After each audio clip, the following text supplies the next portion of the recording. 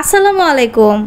গরমে যখন দুপুরে ভাত খাওয়ার সময় কোনো কিছুই খুঁজে পাওয়া যায় না কিংবা খেতে ইচ্ছা করে না, প্রচণ্ড গরমে আসলেই অস্বস্তি লাগে, তখন কিন্তু একটা ইন্টারেস্টিং খাবার দিয়ে ভাতটাকে খুব মজা করে খাওয়া যায় বা রুচি করে খাওয়া যায়। এটা হলো স্পেশাল ডালের একটা বড়া, যে বড়াটা দিয়ে ভাত খেতে কিন্তু খুবই মজা। কিংবা বিকেলের নাস্তায় এবং বাচ্চাদের টিফিনেও আপনারা কিন্তু এটা ইজিলি দিতে পারেন। যে বাচ্চাগুলো একটু চটপটে খাবার খেতে পছন্দ করে তাদের জন্য কিন্তু এই খাবারটা অনেক মজা। আমরা ইফতারিতে সচরাচর কিন্তু এই পেঁয়াজুটা খেয়ে থাকি কিংবা ডালের বড়া যেটাকে বলা হয় সেটা খেয়ে থাকি।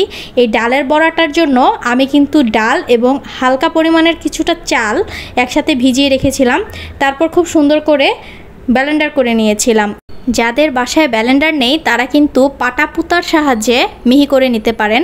আর এটার টেক্সচারটা দেখতেই পারতেছেন, বেশি জুসি হবে না, একদম হালকাও হবে না, ভারীও হবে না। তো আপনাদের মতো করে এটা করে নিতে পারেন। সাথে পেঁয়াজ এবং মরিচ কিন্তু লাগবে, যেটা আপনাকে মিহি করে কেটে নিতে হবে যাতে এটার সাথে খুব সুন্দর করে মিক্সড হয়ে যায়।